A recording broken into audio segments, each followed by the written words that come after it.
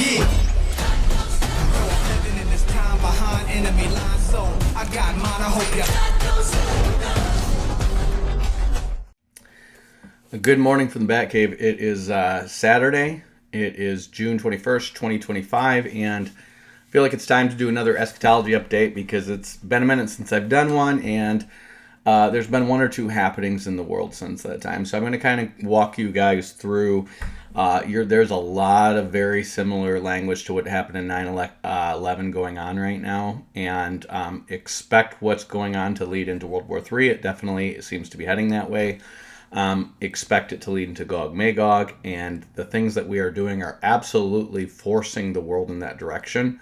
If you know your eschatology, and if you know your geography and your history, especially your history of warfare and conspiracies and government lies to get people to go to war and stuff like that, it's ramping up right now in a big way. So just to give you guys a frame of reference, I want you to hear this. One of my friends was married to a Marine recruiter, okay? When I was about 23, before we went into Iraq. This guy tells me to my face 2 months before we go into Iraq, we're not going into Iraq. He's recruiting Marines, flat out saying we're not going into Iraq 2 months before we go into Iraq. Now, if you think he didn't know we're going into Iraq, you're crazy. He's a Marine recruiter, and he's just flat out lying, okay? Now, this is something one of my friends showed me back around 2015. Okay, I think this came out in 2014. And I was telling him stuff about 9/11 and how it was all BS. And he shows me this video of this guy, and he says, as if this is evidence that 9/11 was not a conspiracy. Okay, now here's this guy who gets on here, and he's basically a welder, metal shop guy.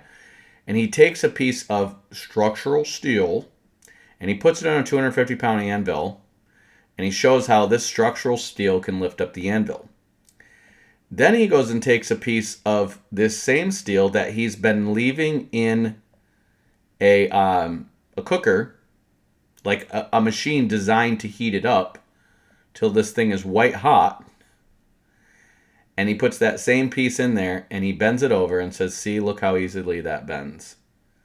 To demonstrate that people saying this couldn't have happened with jet fuel on 9/11 is crazy. My friend shows this to me, and I'm sitting here going, yeah, he literally put that in a machine designed to heat up metal. It's basically like having an acetylene torch on it, but it's a machine where you put it in there, and it just heats it up to that heat, okay? Now, that seems like, oh, well, there you go. To somebody who knows nothing about metallurgy, that seems legit. Except, that's not what happened on 9/11. Planes went in there, the fuel exploded, and then the buildings caught on fire. And a whole lot of people were reporting explosions going all the way down the towers, okay? This didn't happen. So the official report was that the planes full of fuel flew in there, exploded. The explosion turned to fire. The fire turned to heat. The heat melted the structure of the buildings, and the buildings pancaked, stacked on and chopped of each other, and collapsed, almost exactly like a controlled demolition.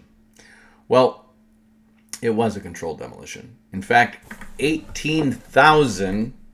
I want you guys to reconcile the size of that number. Engineers signed a petition that said, we don't believe those buildings were destroyed by that plane crash, and we want an investigation. This led to the 9/11 investigation.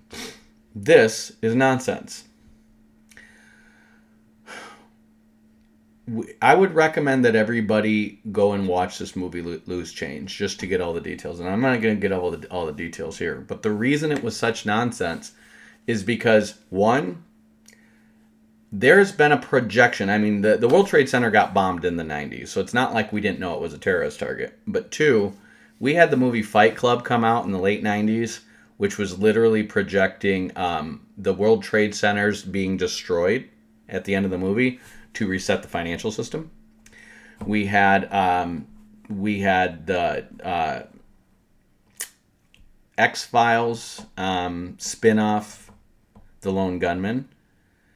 literally have the plot of their pilot episode 3 months before 9/11 about a remote-controlled plane being flown into the World Trade Center to re-kickstart the military-industrial complex because it's been dying since the Cold War ended. We had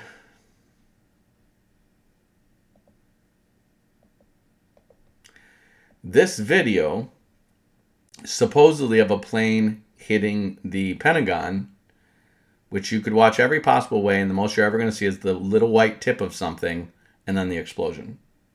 Those are the frames you're going to catch.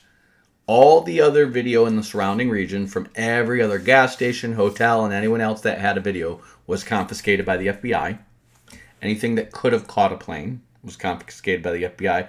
Anything that could have proved that there was no plane was confiscated by the FBI. And all you had was this little thing with a white tip of something and then this explosion. And people who knew better said that was not a plane, that was a cruise missile. We had stuff in the debris that the engine didn't match the plane that they said it was. We have the plane that goes down in Pennsylvania that people are saying was not a fourth plane. That was the plane that they're saying hit the World Trade Center, and that's hit the Pentagon, and that's a cruise missile.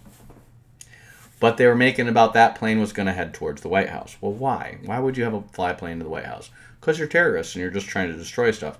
And it just so happens this is where they're investigating missing trillions of dollars that were probably used to puff up and implode the Soviet economy a decade earlier. And here, it's missing. Donald Rumsfeld announces it missing days before 9/11. And then the World Trade Centers is where they're investigating it. Building 7, which famously was announced on the BBC as going down when it was still standing in the background of their shot, was where there was like a CIA and FBI and I think NSA and other like intelligence services buildings that were involved with the investigation of these missing trillions of dollars from the Pentagon. And it all goes down. And then you have, I think his name was Larry Ellison, the guy who owns the World Trade Center complex at the time, taking out 2 policies against terrorist attacks and making billions off of the collapse, but also going on PBS 2 weeks afterwards and saying that we made a decision to pull Building 7, which is a demolition term for controlled demolition, and then experts getting on numerous news stations and conspiracy theory videos and stuff like this saying, hey, wait a minute, you can't just wire up a building for a controlled demolition in a day. It takes weeks. And then you have people coming out saying they saw people coming into the World Trade Center with drums of something weeks before 9/11. And then there are people saying, yeah, it's a compound that the military uses that's an explosive, and they were saying they were painting the columns with this explosive, which is basically a chemical explosive that if fire hits it, it's going to start chain reaction or whatever. So basically, there was a lot of evidence that suggests these buildings were set up as a controlled demolition, and the plan was always to go into Iraq and Afghanistan as a pretext to overthrow Iran. And so you have us in 2001 going into Afghanistan. And the reason we go into Afghanistan is we say, there's a guy hiding in the mountains somewhere named Osama bin Laden who coordinated this attack on the World Trade Center. We know this within a day because the guys who did it, who were in the planes, had their passports fall out of the burning plane that crashed into a building and exploded and land on the ground next to the World Trade Center. I kid you not, this is on the news, okay? They're like, that day, they've identified all the hijackers, including having some of their passports, claiming they fell out of the burning plane and landed in the ground next to 9/11. We have whole bodies of people we still have not recovered from 9/11, but this guy's passport falls to the ground. I mean, the reporting is absurd. But if you knew the first Iraq War, the reporting was absurd. This fake actress from Saudi Arabia, from Saudi Arabia, claiming to be a nurse in Kuwait who saw them pulling the babies out of the incubators and throwing them on the ground. We have the guys pretending, literally in a studio, pretending that they're getting planes flying over and Scud missiles flying over and all this stuff. Actors. We know our government does this stuff. They've been doing this stuff for us for a minute. We got guys like Bill Cooper, who dies in November of 2001, not long after telling people to expect an attack on the World Trade Center soon. I mean, it's 2 months after 9/11, he dies. We have all this stuff going on. And meanwhile, the conclusion is there's weapons of mass destruction in Iraq, which were never there. And Osama bin Laden is in Afghanistan, which he was never there. So why are we in Afghanistan and Iraq? And the answer was because we're going to take out Iran. We're going to take out Iran, and we're going to reinstall the puppet dictator that we had in place. So back in the 50s, this starts in the 50s in Iran, we overthrow, it's basically the CIA and MI6 overthrow Mossadegh. Mossadegh was a democratically elected democratically elected president of Iran who was going to nationalize the oil interests that were at that time held by BP. Now, British Petroleum, you do this in Iraq, Afghanistan, Kuwait, and stuff like this. These guys would go in and get these deals back when they were just making colonies out of these places. Now, Iran wasn't necessarily their colony, but Iraq and Kuwait were. And they would set up these deals with these countries where it's just like, we're going to drill for oil in your country and we'll give you half the money. And some rich dictator is just like, hey, that's great. I'm going to get bajillions of dollars for doing nothing. We'll take it. But it's not a really good deal when you consider, wait a minute, this other country's going to go take our national resources and they're going to make bajillions of dollars that could be ours just because they're doing the drilling and setting up the pipes. Now, this stuff has been going on since the late 1800s, and now we're into the 1950s. And the British Empire, who controls a quarter of the world's Earth surface up until around World War I, they've figured out where most of the oil is. And so they're making all these deals with British Petroleum because at the time they're going to have oil and gas-powered ships going all over. You got to remember, before there were nuclear-powered ship engines, they were all powered by oil and gas. And Britain has the world's largest navy, and they've got these oil-powered ships going all over the world, and so they need all this oil. And so they're mapping out where all the oil is. This is why you have the Middle East carved up the way it is. It's Britain, basically, with their massive navy and their massive empire carving this up. And they came out with these sweetheart deals for British Petroleum at the time in partnership with Shell, which is a Dutch company. Okay, they also were a big naval power back in the day, but they were superseded by Britain. But their economic and business interests were still heavily involved in the British economy. So they end up with these deals, and Mossadegh gets democratically elected, and he is going to nationalize their oil resources, which basically means take them back for the country. They're going to pay you for them, but you're not going to like the deal you get. But we're going to pay you to take this stuff back, but you're not going to get an everlasting electrical outlet to our power and then sell the power. Okay, that's essentially what you're doing. You're taking their resources forever because you're paying our country half the money. Nope. We're not giving you half of our resources forever because you drilled some pipelines and you maintain them. So what you end up with is anytime these countries would try to nationalize their resources, we would come in and say, that's because it's communist influence. See, they're taking out our capitalists because they're communists. And it's like, no, they're taking out your colonial dictatorial rule over their resources because they're their resources. It's their country, not yours. And, we're not going to just give you a deal to harvest our rainforest forever because 300 years ago, you guys made a business deal with some dictator that we have since democratically elected out. Okay? We're not going to do this forever. And anywhere in the world where these people would nationalize their own resources again, just like we do with our national parks and national forests and river systems and all kinds of other stuff, we don't sit there and let China buy them actually we do now. We'll let Saudi Arabia buy our toll roads. And there you go, your business can own the tolls on that road forever. This is why we have so many toll roads. We've sold our roads to foreign interests. This should be illegal. You should not be selling any of your national resources, and especially your infrastructure, to foreign interests, but we do. Well, That's what Iran did. They got Mossadegh, and we send in an MI6 and the CIA to have him overthrown, and we install in his place the Shah of Iran, the father of this guy. The Shah of Iran, his ancestry goes back to the Achaemenid dynasties, so think King Cyrus, Xerxes, and Artaxerxes, who are all in the Bible, are related to this guy. So we install the Shah. The Shah's a brutal dictator. We westernize Iran. And the Shah gets all kinds of money from the oil revenues, and then he brutally suppresses his people. So he personally gets super rich. The people get whatever he gives them, and he was a brutal dictator. We like to prop up brutal dictators when it helped the economic interests of our power elite. So what are they talking about doing now in Iran? Are they talking about getting rid of their nuclear program and then just moving on? Are they talking about getting rid of their nuclear program and getting rid of their Ayatollah regime and then just moving on and let them have democratic elections? No. They're talking about getting rid of the Ayatollahs, getting rid of their nuclear ambitions, and reinstalling the son of the Shah, the old monarchy of Persia. Well, wait a minute. Didn't we just get rid of all the monarchies in Europe because we said monarchies are bad and democracies are good? Not when it involves our nationalized interests. Now, why are they doing this? Well, we don't need Iran's oil.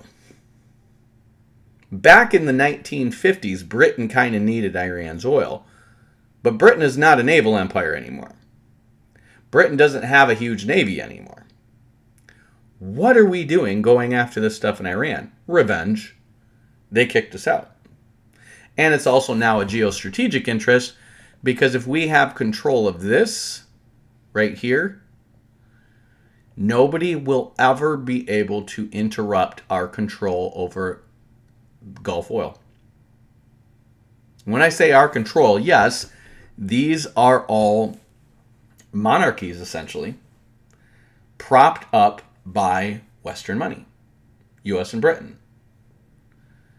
These aren't democratically elected governments. Oh, we want to force democracy in anywhere where we say we want to have regime change and set the people free to have a democracy. But if we've got a good deal with their resources with a dictator, we'll make sure there's a dictator or a monarch there. We have monarchs that aren't legitimate monarchs. We made them monarchs.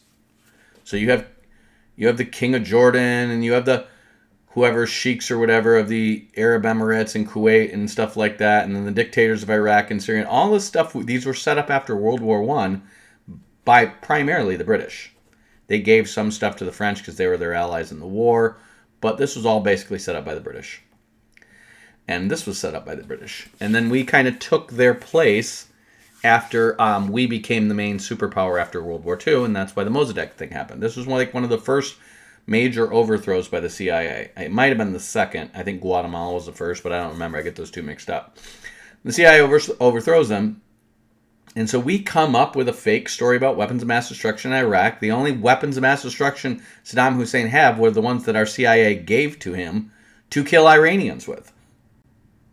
We give him all these weapons of mass destruction and train him how to use them in their Scud missiles to kill Iran. And then in the 90s, we were like, you know what? He's not doing what we want him to do anymore. Even though we had them and the Iranians killing each other for a decade in the 80s, to the tune of something like 10, 20 million people in this Iran-Iraq war. And then when he stops playing ball and doing what we want him to do, we are going to go take him out. And so the first Gulf War seems to be us looking like we're going to allow him to invade Kuwait, and then saying, maybe he has ambitions to invade Saudi Arabia, and then showing up in full force with the whole world on our side to stop him. And then we leave him in power with the mustard gas we gave him, and he uses it to attack the Kurds.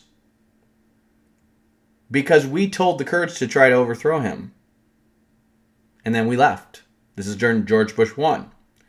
So George Bush 1 basically entices these people to try to overthrow Saddam Hussein. We leave him in power. We come in with a massive military, totally annihilate their military, and then leave him in power. And he starts using the Scud missiles to gas the Kurds that we entice to rise up against him. We've been screwing the Kurds forever.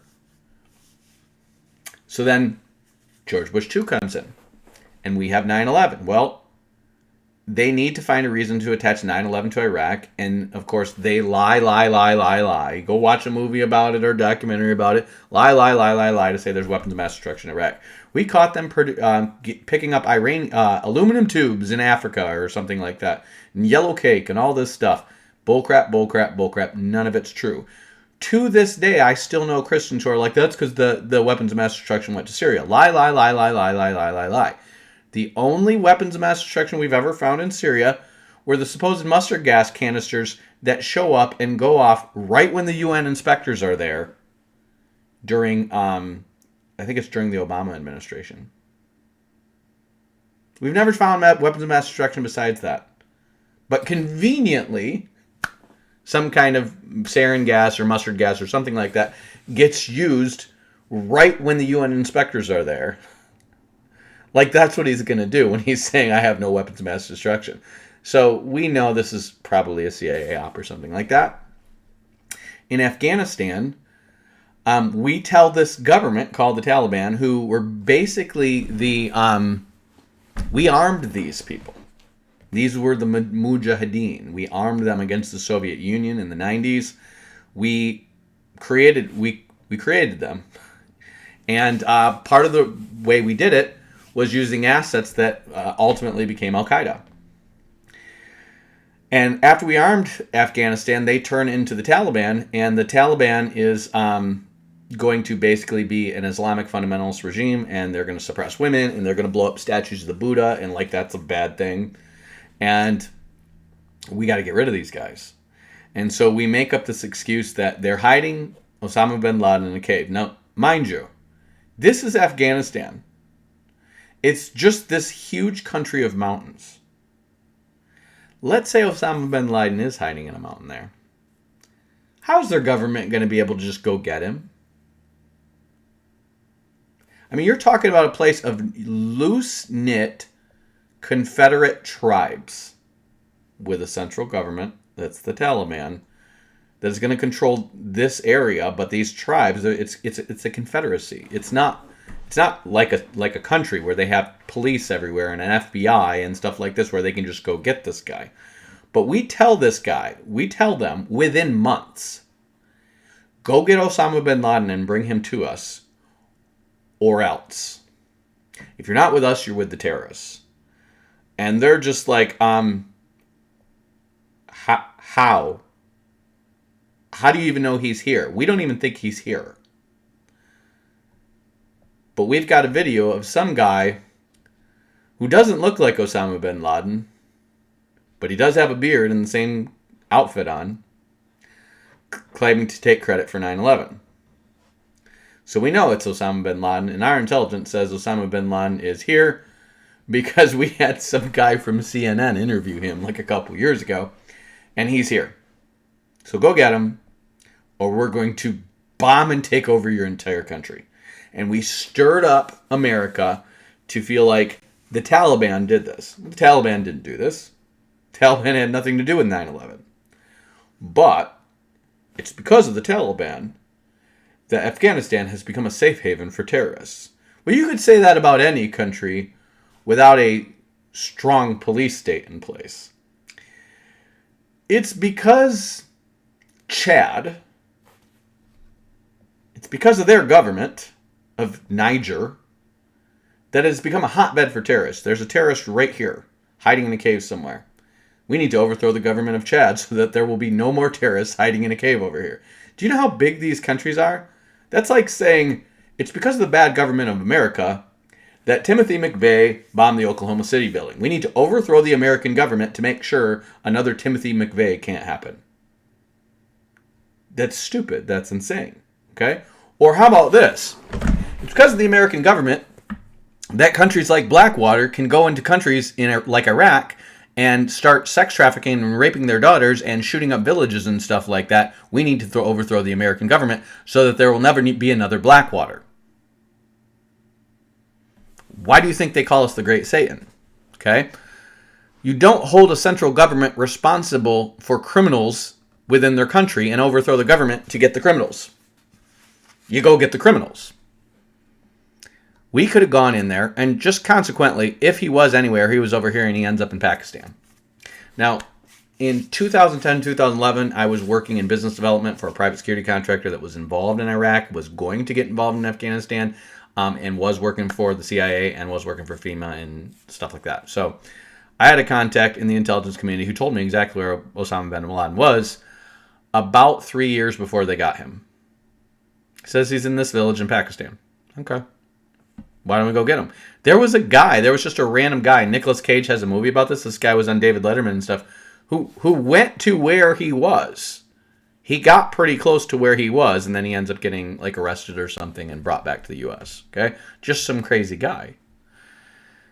Because the trope is, if they've known where he is, why haven't they gone and got him? Well, Pakistani intelligence was saying he was dead in 2003. The guy was on kidney dialysis for years. He was not healthy. Afghanistan's been saying for years he left. He's not here anymore. And we end up getting him in Pakistan. So we overthrow Afghanistan to get a guy who's in Pakistan. None of this is making much sense now. Oh, by the way, 20 years later, the Taliban are back in power with our weapons. So what were we doing in Iraq and Afghanistan? The answer was we were trying to establish bases as a pretext to regime change Iran. That's what we were doing. In the context of that, we were promising deals to people, and people got natural gas, people got lithium, and all kinds of stuff like that. Okay? And of course, the opium trade, which the Taliban had largely squashed, went on wholesale, and we poured a bunch of heroin into Russia, and it got into Europe too. That was good for us to just get, we hate when China sends fentanyl to us, but we love sending heroin to Russia.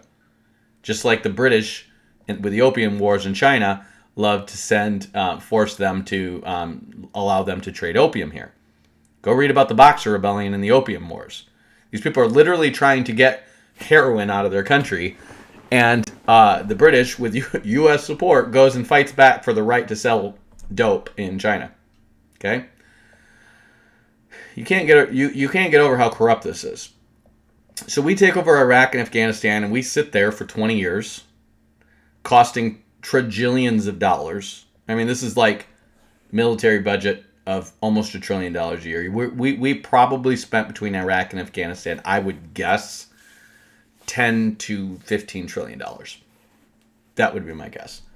So half the U.S.'s debt. We're up to like 30-some trillion right now. Just cut that number in half. That's what we spent in Iraq and Afghanistan to accomplish nothing. Nothing but some private business interests, not even American, sometimes Chinese, sometimes British, got some sweet oil deals or natural gas deals or lithium or whatever. We spent 15 trillion American dollars to do. And that's on our national debt now. As of September of this year, Joe Biden has made a promise to get our troops out of Iraq. And our troops are already out of Afghanistan, and we left billions of dollars of weapons behind for the Taliban to retake over the country. Taliban is actually now kind of fighting Iran a little bit, which would not shock me if the CIA is involved with that. They're actually getting into fights over here. So now what are we doing? Well, Israel is acting, there's two different people. There's two different points of view here. One is that Israel is dragging us into war, and two is that Israel is acting as a proxy to carry out U.S. interests in Iraq and Afghanistan. And I would suggest there is some truth to both. Israel has wanted to take out Iran forever. Israel has been claiming Iran almost has a bomb for 15 years. They've been weeks away from a bomb for 15 years. Okay? So Israel basically has completely taken out Hamas, completely taken out Hezbollah, which, to be fair, they were financed by Iran and armed by Iran and attacking Israel. Israel has every right to defend itself against Iran and every right to attack Iran and every right to attack Iran's potential nuclear resources. There's nothing dumb about that, okay? But we've had interest in taking out Iran as part of our larger strategy to basically box out Russia and China out of the world economy. That's what we've been trying to do. We let China into the world economy from Nixon to Trump, basically, as a way of dividing China and Russia from each other. But now we're turning on China. And so we've built up South Korea, Japan, Taiwan. We're gonna let that go. We're now putting air bases and naval bases all throughout, like the Philippines and Australia and Singapore and stuff like that. I don't think right in Singapore, maybe Malaysia, but definitely the Philippines. And we're encircling China with air and ship resources with our allies, with Australia, with England, with France. And this is literally the war between the old communists and the old colonialists. It's the Cold War. It never stopped. It's just put on a new outfit. England, France, and Britain are the old colonial powers. China and Russia are the old communist powers. The Cold War has never stopped. And Iran it's something else. North Korea is definitely another communist power.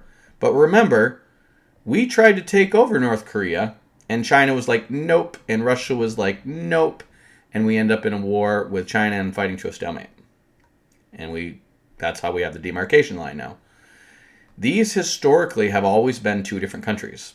North Korea and South Korea. If you go look at old maps of North Korea and South Korea, this northern part right here and also in Manchuria used to be called Goguryeo. This southern part was the kingdom of the three Scyillas. So there are three small kingdoms here, and then there's one central power here. They were two different countries always. So there's no reason we need to have a unified Korea.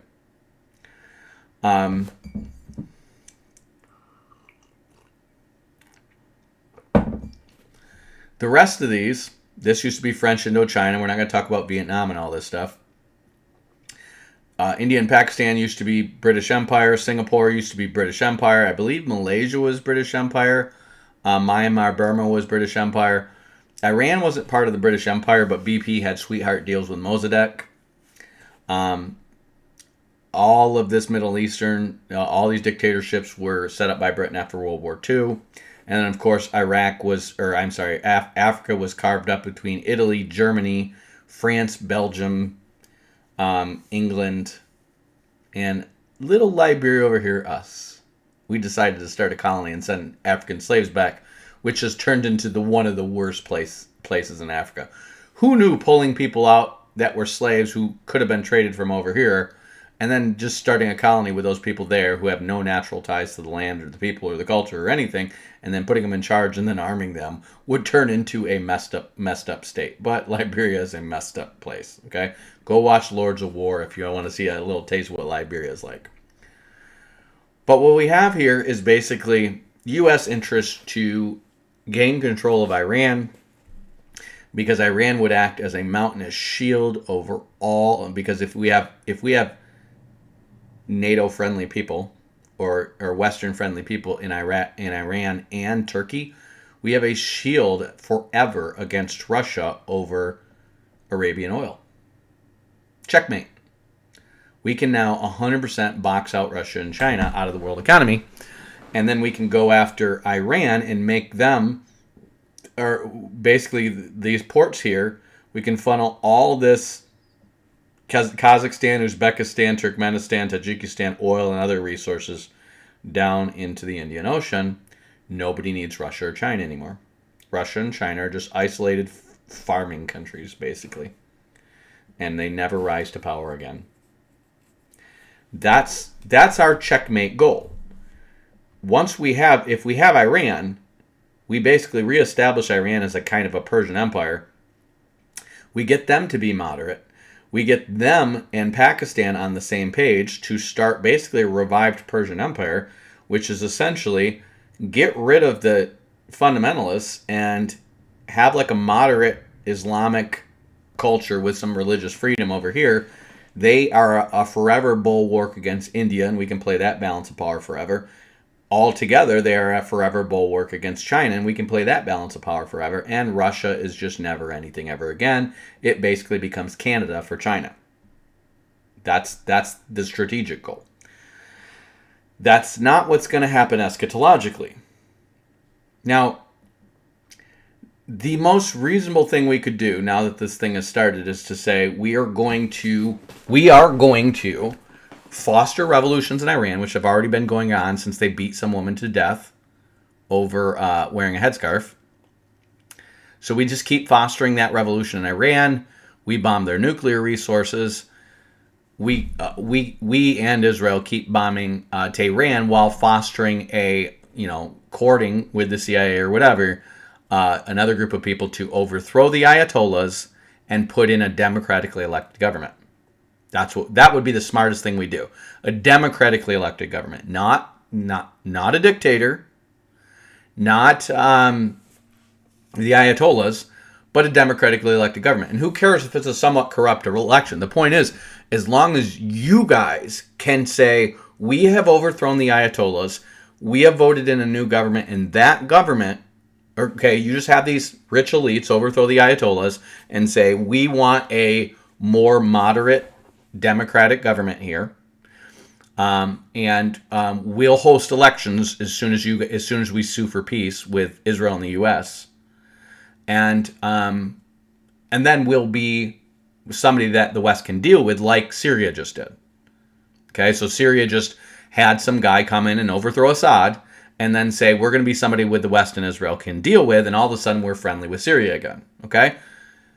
That would be the smartest thing Iran could do. That would be the smartest thing that we would want them to do. But we're not even putting that on the table. What we're putting on the table is, let's reinstall the Shah's son. Another dictator.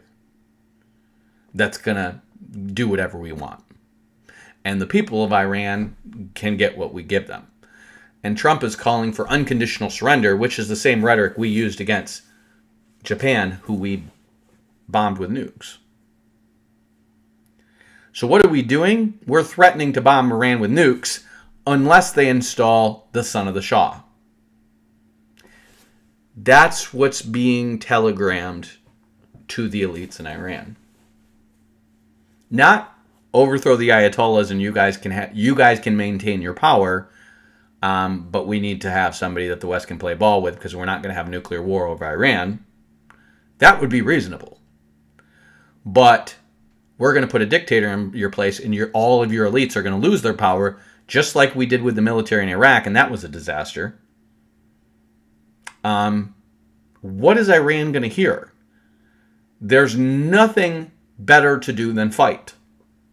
The elites are going to hear that. There's nothing, the elites, the military, everybody, there's nothing better to do than fight. Take their bombs and then fight. What is Russia and China hearing right now?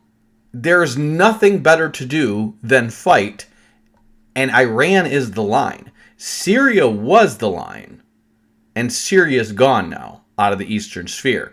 So now Iran is the line, and that's good because Iran is nothing but mountains, and we can defend this forever. We have the numbers because you literally have way more people over here. Now, what the Bible says about the Gog Magog invasion, I'm going to step away from the geopolitics and get you to the Bible for a little bit. Got a handful of things going on. If you care about eschatology, you are going to want to learn these prophetic books. Psalm 83 is what is going on right now. That's Israel clearing out the terrorist groups that are immediately surrounding them, okay? All you need to do is look at where Edom, the Ishmaelites, Moab, the Hagarenes, Ammon, Amalek, the Philistines, all of these people, all you need to do is look at where they are on a map and then figure out what terrorist groups are there, and you're going to find ISIS, Hezbollah, Hamas, all the historical Muslim Brotherhood terrorist groups that have been a thorn in the side of Israel since we overthrew the Ottoman Empire, pretty much. That's when they started their initial movements, and then Arab nationalism. It's all the guys who've been trying to attack Israel, minus the states of Syria and Egypt and Iraq. Okay, these are the terrorist groups. Israel's clearing them out right now. So if you were to be raised in the 90s and back when churches would actually teach on eschatology, this would be the going belief, is that something's going to happen where Israel is going to win over their surrounding neighbors in a big way and feel very secure, and then Gog Magog is going to happen. That's what we see happening right now. And so you go from Psalm 83. This is all in my book, just so you know. I'm just taking you through a map of what's in my Revelation book. So please buy a copy of my Revelation book so you can understand this stuff for yourself. So when I go and continually commentate on this about once a quarter, you guys are just like, oh, that's right in his book. And you just memorize that. It's going to tell you what's going to happen between now and the end times, okay? You go to Micah 5. This is next step. And this is where we are right now. Israel is calling their operation Operation Rising Lion. Well, this is when Israel is saying they will be like a... This talks about, this starts with Christ. He says he will give them up until the time that she is travailed is brought forth. So this is literally from Christ's first coming to the birth pangs leading to the birth in Revelation 12. This is the midpoint of Daniel's 70th week. Then the remnant of his brethren will return to the children of Israel. That's when Israel comes into the fold of Christ. He will stand and feed in the strength of the Lord and the majesty of the name of the Lord is God, and they shall abide, or they shall remain, for now shall he be great till the ends of the earth. In other words, Christ is going to be preached until he's great to the ends of the earth, and then he's going to come back for Israel. And this man shall be our peace. When the Assyrians shall come into our land, he shall tread in our palaces. Then we shall raise against him 7 shepherds and 8 principal men. Now the Assyrian, I have been talking about this for years. What is the Assyrian? I said I believe it starts with ISIS and expands out towards basically Gog Magog. Okay, if you compare the Assyrian invasion of which, remember, Joel 2 is initially about the Assyrian invasion, and the Assyrian invasion happens in Isaiah and 2 Kings. Okay, if you compare Gog Magog to the Assyrian invasion, they're like a recapitulation of each other. Okay, so think Assyrian. Micah 5 is actually going to be written during the days of Isaiah, around the time when Assyria is attacking. They're contemporary. Okay. Then they said they will lay waste the land of Assyria with the sword. That is Syria. That's the land of Assyria. And the land of Nimrod and the entrances thereof. Okay. So why is he saying when the Assyrians shall come into our land? Because Russia and all the Gog Magog forces are going to come into Syria and from there attack Israel. The name Syria comes from Assyria. Okay, so the initial name for it, where the modern term Syria comes from, was Syro-Palestina, which was the land between Palestine or the Gaza Strip and Syria. Okay, that was the provincial name that was held by it for the Greeks, and that's where the name Syria comes from. However, the Syro part is Assyria. Assyria is Nineveh. It starts in the Tigris River, which is up in Syria. Okay, and that was essentially the Assyrian Empire. And then they were, at times controlling Babylon. At times they weren't. If you look at the term Syria in the Bible and you look in the Hebrew behind it, you're going to see Aram. That's the people that were populating that area. But the actual Syrian kingdom is actually the country of Syria right now, pretty much. So when the Assyrian comes to our land, that's all these enemies that are piled into Syria and headquartered at Damascus. And he shall tread in our palaces. We shall raise against him 7 shepherds and 8 principal men. This is code for the 7 shepherds are 7 kings that are going to be on Israel's side, and one of them is going to be the Antichrist. Okay, just compare this to Revelation, I believe 18, with the woman where they said there's 7 kings, 5 have fallen, one is, and one is not yet come. And when he comes, the 7 is going to be one of the 8. Okay. That is a complex prophecy that is talking about 7 historical kings who have ruled over Israel. But in the last days, there's also going to be 10 kings that rule over Israel, but one of them is going to pluck up 3 of them, and that leaves him as the head of the 7. Okay? So there's 2 different things going on in this prophecy. One is the historical 7 kingdoms, and 2 is going to be the 7 kings in the last days. Okay? And the 8th is one of the 7, and he's the Antichrist. Okay? That's complex, but that's all explained in my book. He says, then we shall lay waste the land of Assyria, so there's Syria, and the land of Nimrod, there's Babylon or Iraq, in the entrances thereof. Thus shall he deliver us from the Assyrian when he comes into our land and he treads in our borders. Now the he, a lot of your Bible prophecy experts like Chuck Missler think the he is Christ because the Assyrian is Antichrist. That is not true. The he is the Antichrist because the Assyrian is Gog Magog. Okay? So the he that shall be their peace. First of all, this man is not even in the text, okay? It says, this shall be our peace, semicolon, okay? This is what the Jews are saying in their belief. Remember, you're going to have these prophecies all throughout the Old Testament that is speaking for the Jews in the first person and then speaking for God and then the Messiah and different people in the prophecies, and you need to read them carefully.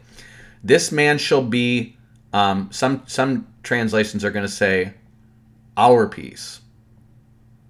Okay, so you can dictate whether it's the peace or our peace or whatever based on the inflection of the words. Okay, so this man, this doesn't have to be man, because this will be our peace. Okay, in other words, the Jews are going to secure their own peace. That's what this is saying. Okay, semicolon or colon. When the Assyrians shall come in their land, you shall tread in their passes. Then we will raise against them 7 shepherds, even eight principal men. What are the Jews saying? They're saying, we're going to manipulate 7 countries to come to our defense and be a buffer around us to be our peace. And 8 principal men, why? Because one of them is going to be the Antichrist. One of them is going to be the Messiah. The Jews are going to create their own Messiah. A Cyrus type figure, a Gentile who is a messianic type figure. Remember, King Cyrus is called in Isaiah my anointed or my Messiah. King Cyrus is called my Messiah.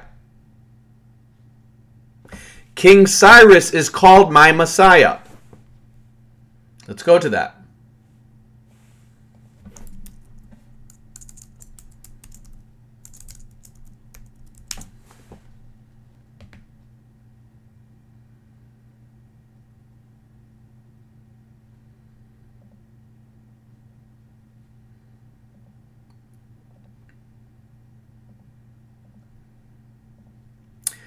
Thus saith Cyrus, he is my Rahah shepherd, he shall perform my pleasure, even saying to Jerusalem, thou shalt be built, and the temple and thy foundation shall be laid. Okay? What does the Antichrist do? The Antichrist lets the Jews rebuild their temple. What does Cyrus do? He lets the Jews rebuild their temple. Thus saith the Lord to his Mashiach, Cyrus, Koresh. This is why David Koresh has the name Koresh. Mashiach Cyrus, whose right hand I have held to subdue the nations before him, to loose the loins of kings, to open before him the 2 leaved gates. The gates shall not be shut. Who are they talking? Cyrus. This was ancient King Cyrus this is about. Okay? Why is that important? Because if Micah 5 is saying that the Jews are going to create their own Messiah, which I'm saying it is, 7 shepherds, even 8 principal men, one is going to become merged with the image of the beast. And the Jews are talking about raising up a descendant of King Cyrus over Iran. They're not going to do this in Iran. But if this guy becomes a figurehead in the Middle East who is supposed to take over Iran, he could be the Antichrist. He's a descendant of Cyrus, my Mashiach. Okay?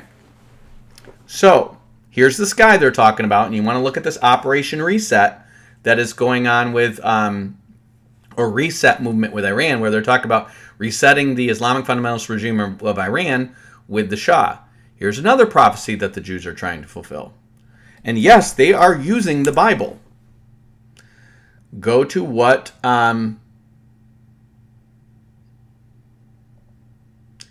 Jeremiah says about Elam, which is part of Iran. I will set my throne in Elam, and I will destroy from there king and princes, says the Lord. But it shall come in the latter days that I will bring again the captivity of Elam, says the Lord. What is he saying? Who's the captivity of Elam? He's going to set his throne there. This is a messianic prophecy. The reason this is a messianic prophecy is because Jesus in the millennium is going to rule over Egypt and Syria and all the territories they controlled, including Israel. Okay? So he's going to rule over all of Egypt, and he's going to rule over Turkey. He's going to rule over Elam, because that was part of the Assyrian Empire. He's going to rule over Iraq, Syria, basically the whole Middle East. Jesus is going to personally rule over that. That's why he's saying, I will set my throne in Elam, and I will destroy from thence kings and priests, but it shall come to pass in the latter days that I bring again the captivity of Elam, thus saith the Lord. Okay? Now, in the context of this prophecy, he's talking about raising up Nebuchadnezzar. So when he's using the king of Assyria, the king of Babylon as his instrument of judgment, he's talking about him doing it, and his throne, and his ruler, and his army, and stuff like that, even though it's Babylon or Assyria. And that's the context of this prophecy. And Nebuchadnezzar is going to take Elam. He's going to take Elam, and he's going to hold it until he's overthrown by the Persian Empire. Okay?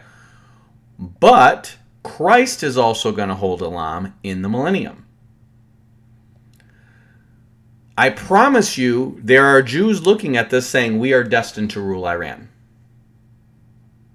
So when they're talking about 7 shepherds, even 8 principal men, they're talking about propping up a descendant of Cyrus who's called my anointed. And if a guy like this would secure Israel's right to rebuild the temple, and that's their plan, this is endgame. They're not going to accomplish this. I don't believe they are. But I would look at this figure as somebody who could be, I don't think he is, it doesn't make sense to me, but could be an Antichrist or one of the 7 kings, if it's a ruler that they're trying to get installed in Iran. I don't think it is, but there's a lot of stuff that fits the prophetic scenario that could go that way, okay? Now, when Israel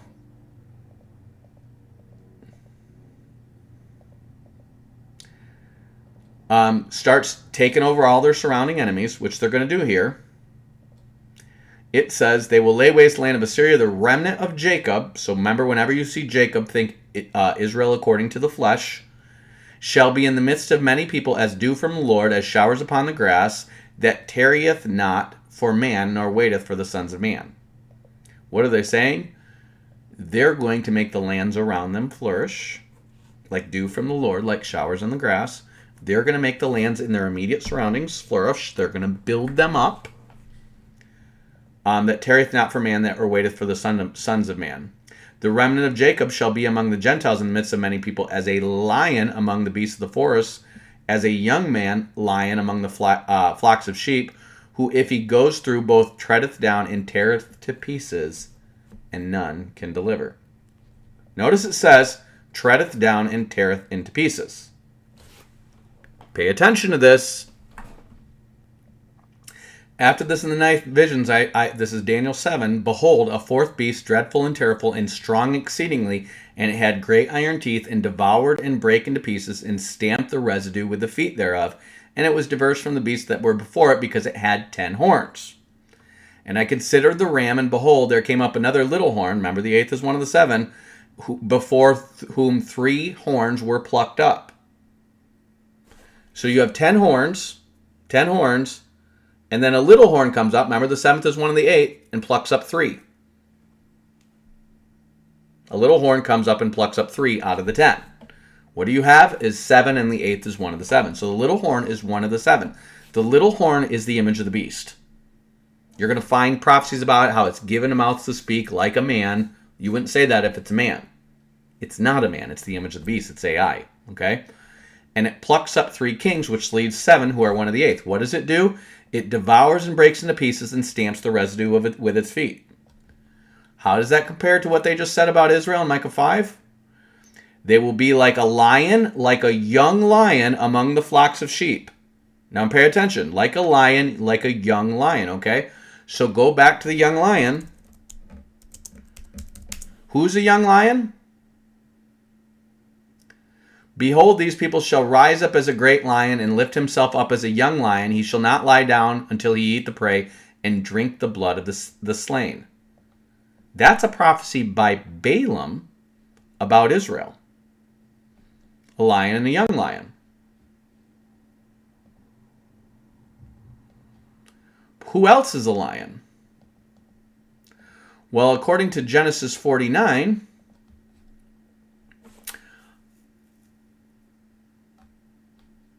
Judah is a lion's whelp. That's a young lion. That's a lion cub. From the prey, my son, he has gone up. He has stooped down. He has couched like a lion, like an old lion. Who shall rouse him up? That's talking about Christ. But who else is a lion's whelp?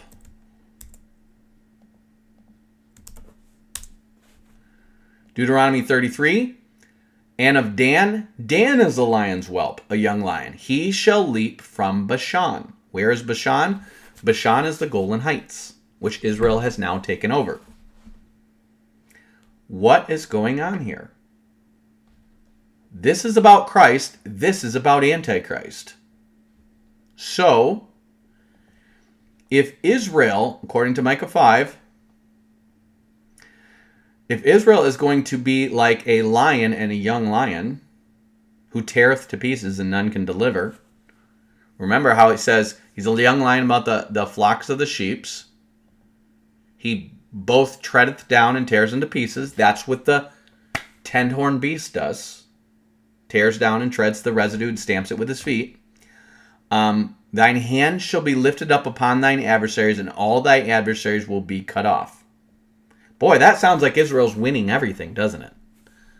Keep reading. And it shall come to pass in that day, saith the Lord, that I will cut off thy horses, and out of the midst of thee I will destroy thy chariots. He's going to destroy Israel's horses and chariots. I will cut off the cities of thy land and throw down thy strongholds. Those are Israel's strongholds. I will cut off the witchcrafts out of thine hands, and you shall have no more soothsayers. That's Israel's witchcrafts and soothsayers he's going to cut off. Thy graven images I will cut off, the image of the beast. And thy standing images out of the midst of thee, the image of the beast. And thou shalt no longer worship the work of thy hands. That's the second half of the tribulation. This is leading up to the tribulation. This is in the tribulation. And I will pluck up the groves out of the midst of these, and I will destroy thy cities. That's the Lord. And I will execute vengeance and anger and fury upon the heathen, such as they have not heard. That's the Lord destroying the armies at Armageddon. Okay? So what's happening? We're in the phase that Israel, they're calling this Operation Rising Lion.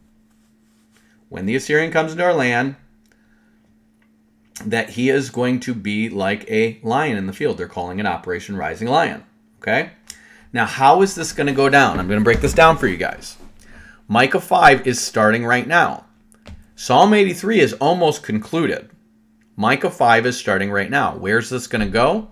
The next phase of this is going to be Ezekiel 38 and 39.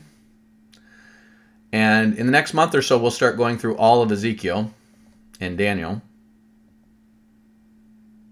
But in Ezekiel 38 and 39, you have all these people, Gog and Magog, Meshech and Tubal. So you literally have the Muscovites, the Georgians, the North Koreans, and that's basically the whole of Russia. You have Persia, that's Iran. You have Ethiopia, that's Sudan, which there's a civil war going on right now. One side is backed by Turkey and the other is backed by the UAE. And then you have Libya, or Punt, which one side is backed by Russia, one side is backed by Turkey. Pay attention to Turkey. They're playing every side of this thing. They have their own interests that are completely different than everybody else's. Gomer is Armenia, which Israel has funded the Azerbaijanis to push the Armenians out of Nagorno-Karabakh and sold them drones and stuff like that. And the House of Togarmah of the North Quarters and all his bands, that's all the Stan countries. That would be Afghanistan, Kazakhstan, all of them. Okay? If it comes down to the U.S. overthrowing Iran, I promise you the Taliban and whatever Islamic jihadists that are in Afghanistan will help Iran against the U.S. And I promise you they will recruit probably forcefully from all the other Stan countries. This is World War III we're talking about here. They will all fight against the West and against Israel. You're talking about the great Satan and the little Satan overthrowing Iran.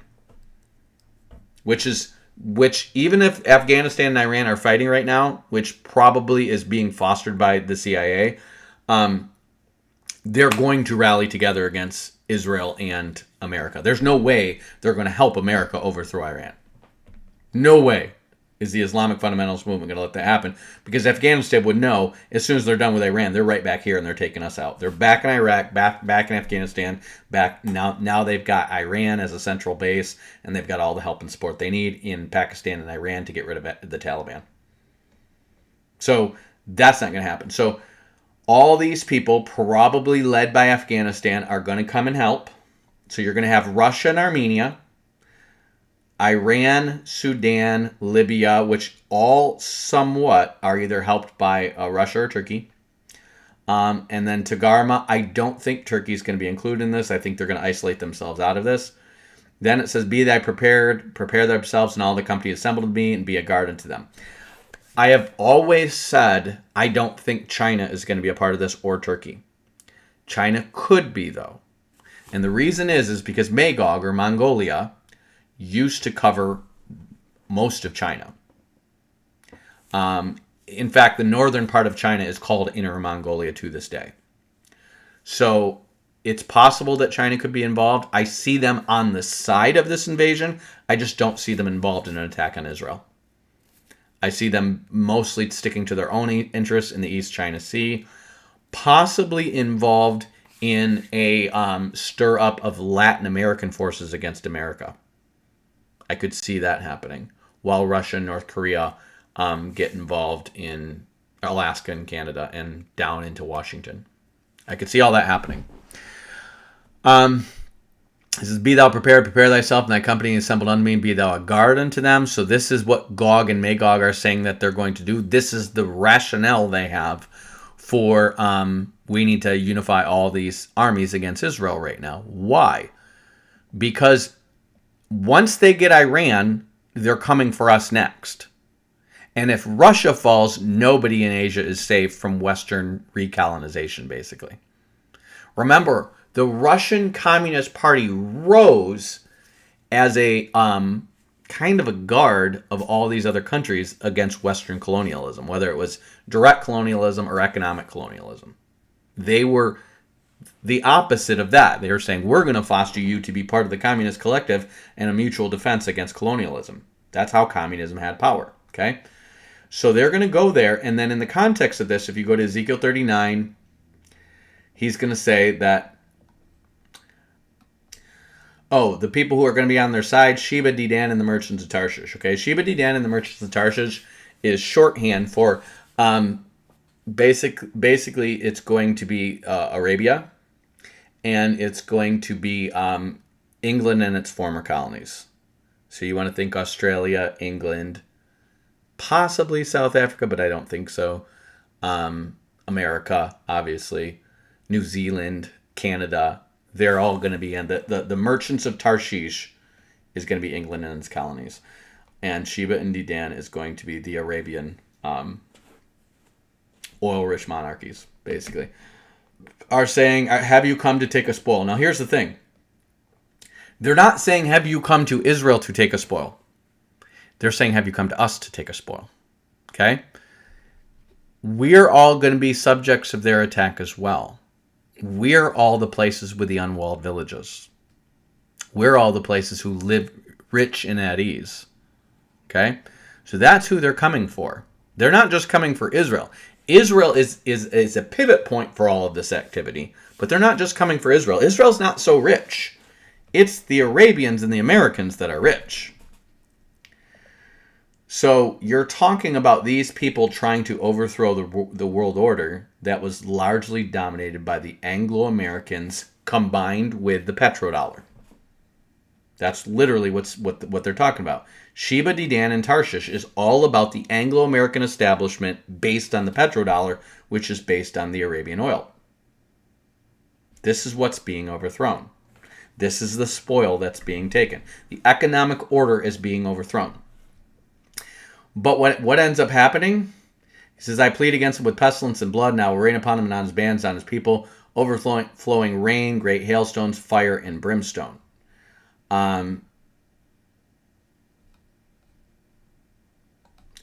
In chapter 39, he says, I will send fire on Magog and them that dwell carelessly in the isles. Another term for isles could be coastlands. But I believe all of the Americas were considered the Isles before, the Isles of the Sea, because what it seems like is these used to be massive island chains. We were Atlantis, basically. And then, due to volcanic activity, it basically filled in to become the North American continent. That's what it seems like. I don't know when that happened. I'm not going to speculate on that. But we are the isles or the coastlands. The people who dwell carelessly on the coasts are the people who live in America in the rich cities on our coasts. So think the Jersey Shore, think San Francisco, think LA, all these big cities where there's tons of money and tons of American port power, and also where we would need to ship the resupply to the Middle East if we were going to try to hold territory in the Middle East.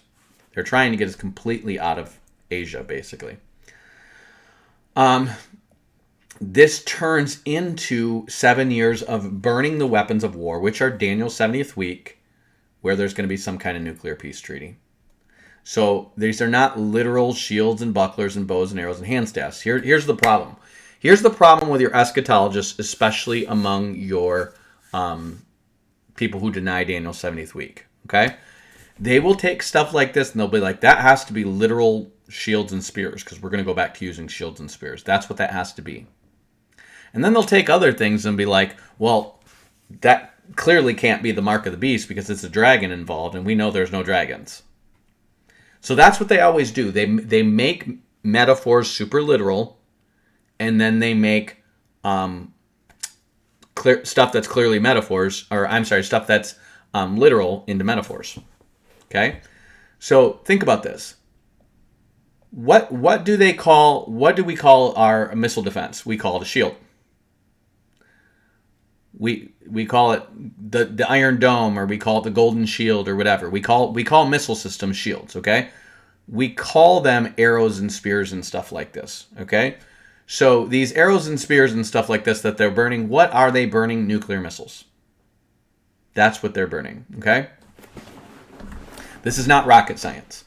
And they take no wood out of the field nor cut down any forest. They're going to burn the weapons with fire and spoil those that spoil them. So what are the weapons that they're burning to make fuel so that they don't have to take heating fuel out? Nuclear fuel. What you're going to have is you're going to have a massive worldwide nuclear disarmament that is going to turn into a surplus of electricity for free heat for people. That's what Israel's going to have. Notice it just says they that dwell in the cities of Israel, okay?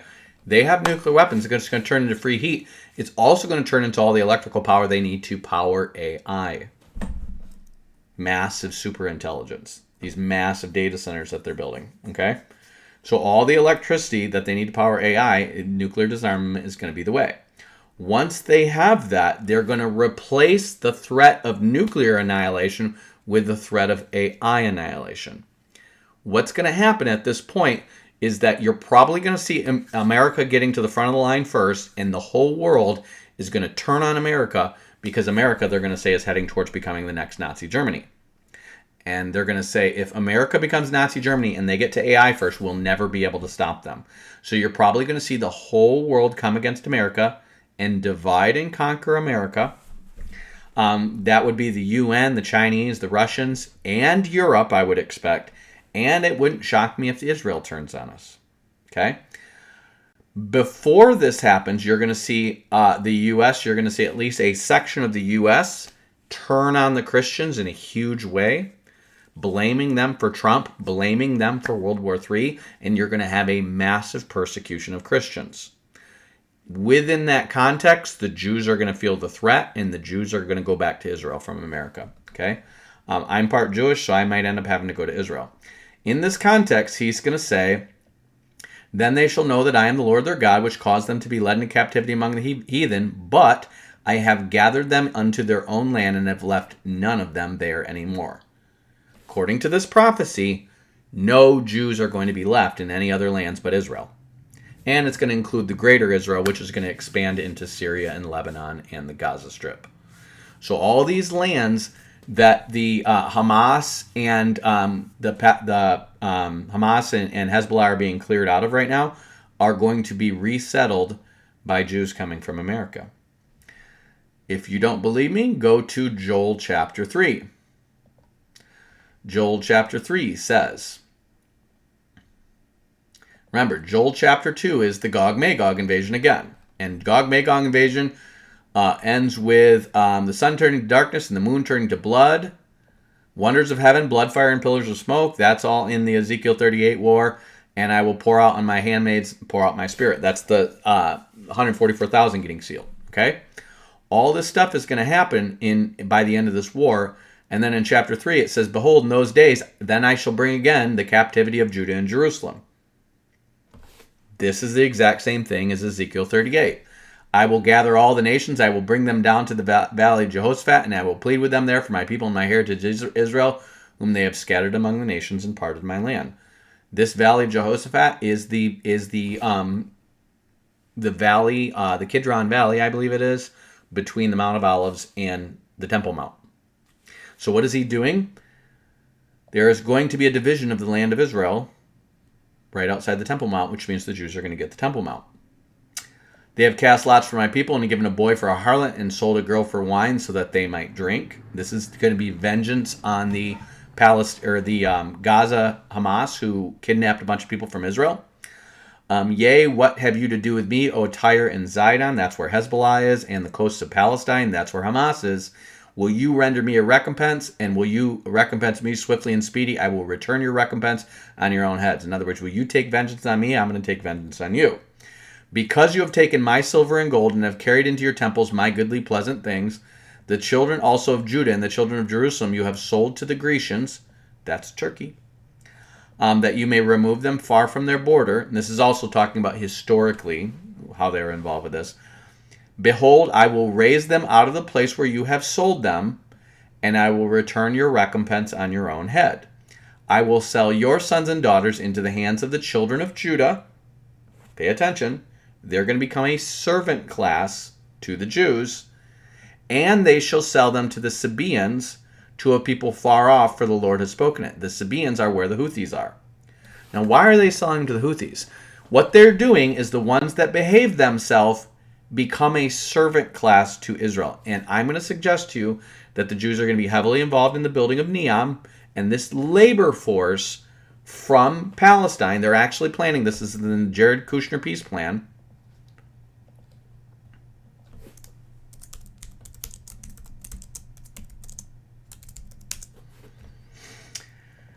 In the Jared Kushner peace plan, what they want to happen is for Trump and these guys to take over all the prime real estate right in the ocean and then build these enclaves in the desert for Palestinians to work in. What are they going to do here? Well, they're going to build a tunnel between Gaza and the West Bank. They're going to get this, and what this is going to be is a massive tourism trap for people wanting to visit. Now look at where this is. This is the mountains of Ephraim. These are the mountains of Judah. These are where all the historical sites of Israel are. This is where Jericho is. This is where Hebron is. These are all the historical biblical sites. The Jews will have Jerusalem, and they'll be able to run people up to the Temple Mount and control all the Gentile tourism to the historical biblical sites, with the exception of Nazareth, where the Sea of Galilee and all that. And then Jews are going to have them working in hotels and restaurants and all this stuff, making money off of all the Gentiles going to the biblical sites. And then they're probably going to have some of these guys being sent to Neom to be a service class there until they turn everything into robots. That's Jared Kushner's peace plan. Is that going to be pulled off? I think it's going to be pulled off at the end of this war. We'll see if Trump survives the end of this war, but Jared Kushner definitely will. He's like 2 years younger than me. He's heavily involved in Israel. Within the context of this war, now notice the Sabaeans, so the ones that behave themselves are going to become the service worker class of Israel. The ones that don't behave themselves, they're going to be deported to where the Houthis are. Now with the Houthis, everybody should be considering, why haven't they been destroyed? Okay? The answer is, the Houthis are exactly where the Sabaeans are. If you go just look up the Sabaeans on Wikipedia, they're exactly where the Sabaeans are. They're literally like right here. That's where the Sabaeans are, okay? I mean, if we have aircraft carriers and stuff all around here, why haven't we destroyed the Houthis? And the answer is we don't want to destroy the Houthis. What we want to do is we want this to be dangerous for Chinese ship cargo to get through here, so that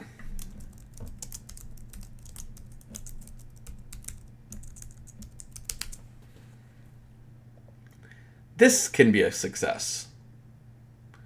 We want the Houthis there sinking ships and making it difficult for sea traffic to come. Also, we know you can destroy one ship in the Suez Canal, and for weeks no traffic can get through there, which diverts everybody else.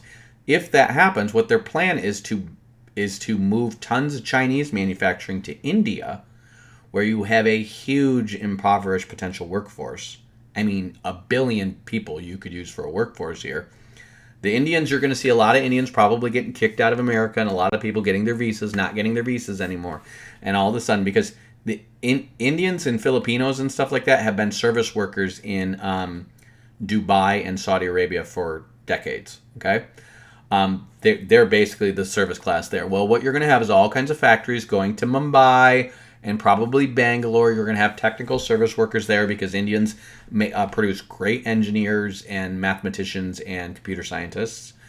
So you're going to have all kinds of Indians manufacturing going in here. That's replacing China. It's also closer than to ship from China. Remember, America's going down. This is about Europe and Israel. Okay? This is about a revived Roman Empire. This is not about America. This is about, rather than getting Chinese manufacturers, you're getting Indian manufacturers that are going to be shipped to here. This is why beating the crap of Iran is a big part of their plan. Shipped to here, and then railroaded up through here, and then shipped, notice, from Israel straight to Greece. That's their plan. This is their counter to the Chinese new Silk Road or whatever. Okay? To forget China, because China's trying to build all these roads and bridges to here, and they're going to stop in Iran. So what's going to happen is Iran is going to be the stopping point for this, and the Euphrates River is going to become the border between East and West. Europe, they're going to be two different empires, basically. And these guys are going to get screwed. They're all going to be invited to the table to form these 10 kingdoms in the first place, and expect to see Russia, Iran, and China being the ones that are plucked up. Those are the 3 that are plucked up. Russia, China, and Iran. Okay? In other words, they're going to be part of the 10 nations that rule the world, but it's not going to work. And probably the spheres of influence is going to be, Russia's just going to be Russia, probably Armenia, probably Belarus, maybe Ukraine is going to be part of Russia, and then Georgia in this area over here. Iran is going to cover all these stand countries over here in Pakistan. All the stand countries are going to be part of Iran. And then China is probably going to be the major power over Southeast Asia. If they break it up into the world of 10 spheres, then you're probably going to have a North Africa, South Africa, or a North America and the Middle East be 1, Europe be 1, South Africa be 1, South America and Latin America be 1, and then North America be 1. There's your 10 kingdoms, okay? But India's going to be 1 too. Sorry, it's going to be its own thing. It's just too big. It's like India probably, and parts of Indochina, because they're influenced by Indian culture and they tend to intermingle. So maybe Indonesia being part of that, maybe like Malaysia, stuff like that being part of the Indian sphere. Anyways, these 10 kings are going to come to the table, and one of them, the Antichrist, is going to come from. And I'm going to suggest the Antichrist is going to come from an EU that includes Turkey, and he's probably going to come from Turkey. There's a very slim chance he could come from Greece, like an Alexander the Great or a Macedonia. I suspect that he's going to come from Turkey. I don't think this Shah guy is going to be that, although he could be somebody that they're saying we're trying to install him in Iran, so he ends up being a power broker in this. I just don't think so. This is new to the table for me. I don't know. I'm not inclined towards that way. But within this context, what you're going to see, this is what I believe is pretty firm, is that all these forces, Russia and these stand countries, are going to all rally to the defense of Iran against Israel, no matter what happens here. And they're going to all pile into Syria and Damascus with a plan of reinstalling Assad and then staging a war against Israel. And when that happens, you're going to see Isaiah 18 happen. Not Isaiah 18. Isaiah 17, which is Damascus becoming a heap of ruins. And what I believe is going to happen is either Israel or America or nobody claiming credit for it. Damascus gets nuked. It doesn't have to be a nuclear missile. It could literally be somebody going in there with a nuclear suitcase and setting off a nuke in Damascus. It could be something clandestine. But the point is that expands to nuclear war between America and Russia. So the place where they're going to stage the invasion of Europe, remember how close Damascus is to Israel. The distance between where Israel is currently occupying in Syria and Damascus is 79 kilometers. So that's 50 miles. It's 50 miles away, okay? So if there's a massive invasion for Israel coming, it's going to be a bunch of forces that are going to first take Iraq. That's going to be the first thing they do. Remember, we've already committed to leaving Iraq. Iraq is predominantly Shiite. So you see Iran and their allies take Iraq. Iran is friendly with the Kurds. Turkey is not. So you would see the Kurds being friendly and probably everything over here becoming an Iranian protectorate up to the Euphrates River. Turkey is going to come down here to the other side of the Euphrates River to guard their interests, but probably not until after the war. Once this happens, you're going to see Russian, North Korean, Turkish, Turkish, and Iranian and probably Afghanistani troops all coming down into here and piling up for a massive invasion at Damascus. Remember, Israel's talking about destroying them when they come into their land up into the entrances of Assyria and Nimrod's kingdom, okay? The entrances of Assyria and Nimrod's kingdom is the Euphrates River. So what they're saying, now Micah 5 summarizes everything from Psalm 83 all the way up to the end of the Gog Magog war, okay? They're saying how they're going to destroy them in the entrances of their land. So what are they going to do? They're going to nuke Damascus, and they're going to push these forces back to the Euphrates River.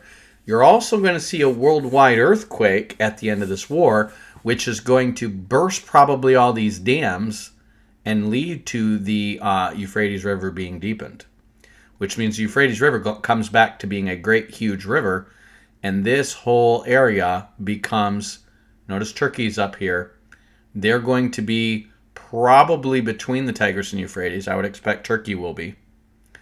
So a major buffer state, because they don't want the Kurds gaining this land and being south of the Turkish border.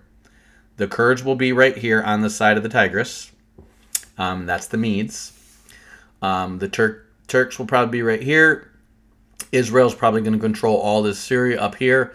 And this right here will probably be like a buffer zone, like a no-fly zone or something like that between the two. And this becomes the border between East and West. Neom gets huge because of this. All these oil-rich countries over here are going to pipe their line up through Israel. Syrian oil is going to go there. And these guys over here are going to have their oil, but nowhere to sell it but China and India for a much lower price. India, of course, is going to be getting all the manufacturing from China. This is really going to be frustrating China. And, of course, China and India in a head-on collision would not work out here. And that's not going to happen. And the reason it's not going to happen is because you have the Himalayas between them. And no matter how you work this out, if you think it's because China's going downhill, it would be easier for them, you have to remember, they have to run a supply line through Tibet, which is already occupied, and then maintain these supply lines through the Himalayas to foster any invasion here. And there's 1.3 billion people here. Never going to happen. There's no way India and China are ever going to go to nuclear war with each other. It would be the annihilation of billions. I don't see that happening, at least. It could be if 2 billion people got to die. It could be. It could also happen in the second part of the first half of Daniel's 70th week, where another third of the people die. I mean, that could involve a nuclear war between India and China, India, Pakistan, China, something like that. But whatever happens, even if it goes nuclear, it's still going to fight for a standstill because India now has more people than China. You're talking about like 1.2 billion people here and 1.4 billion people here. There's just too many people. They would fight forever, and there's no way they're ever going to take over India. Never going to happen. Not to mention there's too many people south of China that would fight on India's side because they would know if China ever got India, they'd get them next. So that's not going to happen. So the kings of the East, what they end up doing is they end up pulling their lines here all the way to Iran, and Iran becomes basically the base for Armageddon. So, timeline on all this stuff. I would expect this to go from what we're doing in Iran right now to nuclear war by 2029. 4 years. That's what I expect. I would not advise wanting to live in LA or Seattle. I would not advise that. I would not want to advise living near San Francisco. I would not advise wanting to live near New York, Boston, or New Jersey, or Miami. Any of these big major port cities. Houston, I would not advise wanting to live in any of those. And that is not just me saying this. That is somebody I talked to who is had spent a lot of years in the intelligence community. I would not advise wanting to live in any of these cities by 2029. In fact, I would want to be out by 2027 because this war needs to be prosecuted and over by 2029. This is not me prophesying. This is me predicting. Because 2029 is the 2000th anniversary of the ministry of John the Baptist, and that could be when the two witnesses show up, which means that's after this war. So I would want to be out of those major port cities by 2027. Even if you're not in the blast zone, you're going to be in the refugee zone, and it's going to get rough. Anything between those cities and the countrysides and the mountains behind them, because that's where all these refugees are going to flood to, and they're not going to start out just peacefully asking for help. They're going to be mobs of hungry, scared people. Millions of them moving inland. So the best places to be is between the Rockies and the Appalachians. Those are going to be some of the safest places to be. I've heard people say Chicago might take a hit. That definitely would disrupt our supply chain, but you would need to take out Chicago and Indianapolis to really disrupt it. And I just don't know if that's going to happen. I don't think either country is going to go for destroying the other country's supply chain. I think they're going to go for destroying their capacity to prosecute war. And that's our major port cities. And that for us in Russia would be basically these Western cities. So it could be Moscow. It could be Moscow down through Rostov on Don, which would basically be, it would force Russia not to be able to stage anything, and then Ukraine could come and push back and take back their lands. Something like that. It could be also some other cities that, it's obviously going to be places where their nukes actually are going to get hit in the nuclear exchange, and then maybe some major industrial hubs where they're manufacturing weapons would get hit. So I expect this by 2029. I don't think anything short of a nuclear exchange between Russia and America is going to get the whole world to lay down their nukes.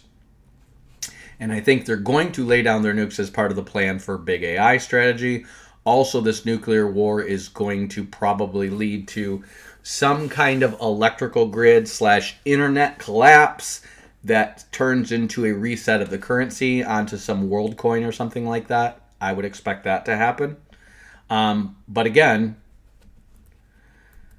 Trump, his administration is up in 2028. If we're in World War III, though, that makes the case for Trump staying in office. If he's prosecuting World War III and all the generals and all the commanders who are prosecuting World War III are set up by Trump and they would get changed over if the Democrats took power, I could see that happening. I could also see Trump going for a third term being a pretext for him being assassinated, and the basically Democrats coming into power, suing for peace, and having a massive backlash against the evangelical right for putting Trump into power. I think that's all being set up. So when I say this is close, this is my gut inclination. Okay, I'm not saying I got a word from the Lord on this. I'm saying everything seems to be lining up for 2033, second coming around that time. Around that time. Not day or hour, around that time. Okay? And I'm saying we're rolling for it and everything is happening right on schedule to be pulling Israel, pulling everybody in on their side while Gog Magog is happening on their side. When they says that they raise up for themselves 7 kings, I would expect that to be the 7 kingdoms that are going to be on Israel's side in this New World Order. And Israel is central to the New World Order, okay? So I would expect those 7 kingdoms to be India, Oceania, North Africa and Arabia, Europe, there's 4, North America, South America, 5, 6, and possibly the remnants of Russia, maybe 7, like the remnants of it, while it becomes part of the Chinese sphere over here. But I definitely see the stand countries in China being on the outs. Maybe even Southeast Asia. Oh, no, I'm sorry. The 7th would be probably Japan and South Korea. That's going to be a block. Japan and South Korea, probably in a block. They might be part of Oceania with the Philippines in this, or these might be 2 different blocks. Because that's quite a bit of economic power between Japan and South Korea. But the point is, it's going to be all these people who are in opposition to this Iranian-Chinese bloc in a bloc with Israel. Or it could be 7 individual nations that are at the center of this thing. But I don't see this, if it's 10 kingdoms that devour the whole world, because that's what the prophecies say, I don't see France and Germany being 2 different kingdoms. I see them being the EU just being one of those kingdoms. So you could have like the EU, you could have a new British Empire, which could involve like a maybe Scandinavia, England. Because remember, the Norman kingdom was Norse. They were originally from Norway. And then they came down here, merged with the French, and became the Norman kingdom. They founded on 9/11, just so you know. So you could have one that's like England, Canada, Scandinavia, Greenland, Iceland, all this stuff in a block. You could have this block over here, Australia, New Zealand, possibly allied with the Philippines, Japan, and that. You could have North Africa. I don't think Sub-Saharan Africa will be part of it because I think they're going to be the king of the South that comes against the Antichrist. There's also the king of the North that ultimately comes against the Antichrist, and then the kings of the East that come against the Antichrist. So I think the Antichrist kingdom is going to be primarily the revived Roman Empire, but you're probably going to have economic blocks that are supportive of that, dealing with India and Southeast Asia, shipping through Israel, and when he gets Egypt, that's going to be the Suez Canal, and then you're going to see probably a lot of this fueling the kings of the East. But probably half of it going towards Israel because they want to be part of that economic party that has to do with the building of Neom.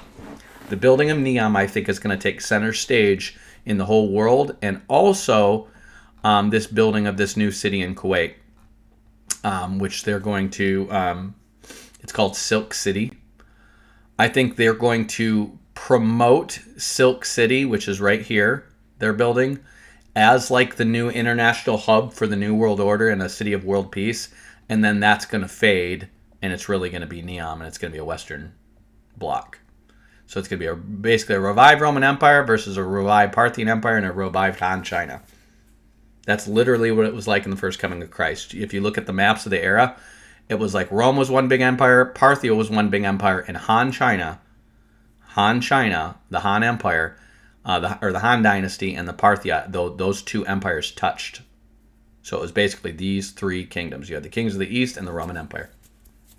That was how the world order was when Christ was here the first time, and it's going back to that. So, again, I am suspecting most of this stuff is going to happen over the next 4 years. It's going to fall into place.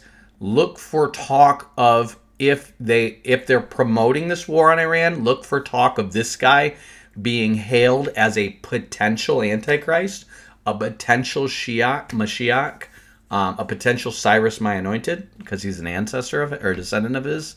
Don't be shocked if that kind of rhetoric comes up. Don't be shocked if the deception gets so thick that Americans think they can win in a war against Iran. After we just got kicked out of Afghanistan and we're getting kicked out of Iraq, they're talking about war with Iran. This is insane. It will only lead to World War III. Trump keeps pushing back 2 weeks, 2 weeks, 2 weeks. Because the reality is remember, Trump said on day one, I'm going to end the war in Ukraine and create world peace. Well, it's 6 months later, and we're going into World War III. So, told you this was going to happen. Sorry, I told you this was going to happen. All this goes back, I'm going to tell you this, back to Hal Lindsey's Late Great Planet Earth in the 1970s. Why? Because right after the Islamic Revolution happened and they kicked out the Shah and they kidnapped our embassy workers and stuff like that, and we had this disaster in Iran, and we ended up giving them a bunch of weapons and stuff like that in exchange for getting our people out after a disastrous attempt to rescue them. Well, this ends up with the Late Great Planet Earth coming out, and also these Nostradamus films, and both of them would depict an Antichrist coming out of Iran. We have been framing Russia as the Soviet Union as Gog Magog, and the Persia as where the Antichrist will come from since the 70s, which is not biblically accurate. But here's the problem: your average pastor knows nothing about geopolitics, history, and geography. They have no training about these things in their biblical studies degree. Their degree that they're going to get to become a pastor is going to involve Hebrew, Greek, hermeneutics, overview summaries of the Old and New Testament, and then a bunch of classes about the business of church, the psychology of counseling, and basically workshops on how to be a successful pastor. The church has become a business. It has not become a school. Church was meant to be a school and a fellowship, but it has become a business, and that business is entertaining, counseling, and putting together sharing your feelings groups. Like, that's what church has become. These guys know little to nothing about geopolitics, so when the Iraq War happened, they said weapons of mass destruction in Iraq. Your churches were parroting that.